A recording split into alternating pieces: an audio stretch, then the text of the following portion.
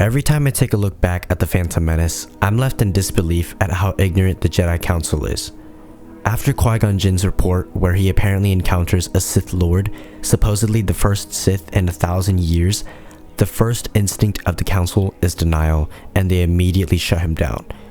You know what? That's fair.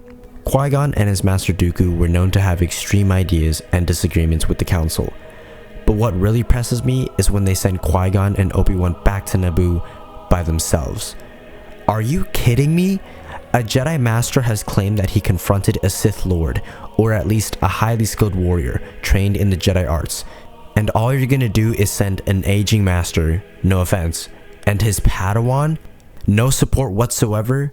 If I'm in the thought process of a council member, sure, Qui-Gon's claim seems far-fetched, and it's unlikely that they're dealing with a Sith, since they've apparently been extinct for a millennium. But a Jedi Order with 10,000 members strong, and they couldn't send a single one to back up Qui-Gon and Obi-Wan just for safe measures? There is no way that each council member had their hands full with whatever Jedi tasks they have at the temple, especially during a time of peace. We will use all our resources to unravel this mystery. We will discover the identity of your attacker. May the Force be with you. Yeah, clearly they did not use a single resource. And on top of that, they reject accepting Anakin into the Jedi Order and refuse him to be trained. Look, I completely understand their reasoning with his older age, along with his attachment to his mother, and some council members did vote in favor of training Anakin. But you would rather send him back to Tatooine, knowing he's strong in the Force? Let's revise everything so far. The Sith have supposedly returned, a boy gifted in the Force who's prophesized to bring balance to the Force has been discovered. Yeah, I don't get how the Council didn't connect 2 and 2 together. And they would rather send him back into the wild when the Sith has possibly re-emerged? It's safe to say the Jedi Council fumbled the bag hard, and their arrogance cost Qui-Gon's life. At this point, I can't even blame Dooku's turn to the dark side.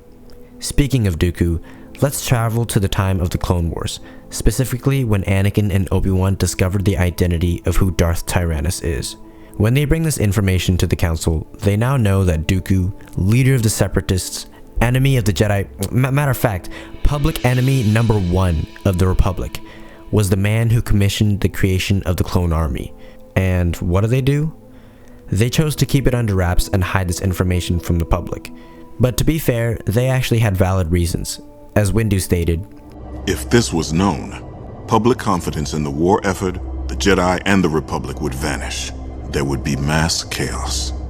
The problem here is while they choose to hide it from everyone, they decide not to act upon it. I could go on and on about how disillusioned the Jedi Council was, how they couldn't see Anakin's fall to the dark side, his love for Padme, the inhibitor chip conspiracy with Fives, and so much more. The point is, maybe the Jedi Order needed to be wiped out.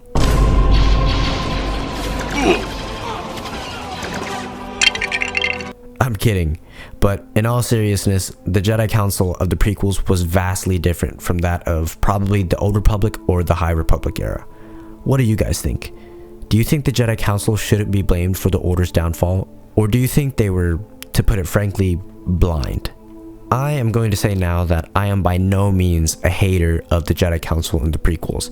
As a matter of fact, I think they're pretty cool, especially when many of them were ready to throw hands in the arena of Geonosis. From a storytelling perspective, it makes sense how this long period of peace has led the Jedi to be disillusioned, and as a result, they couldn't see the Sith's rise to power and Anakin's fall to the dark side. Anyways, thanks for watching, and I'll see you in the next one.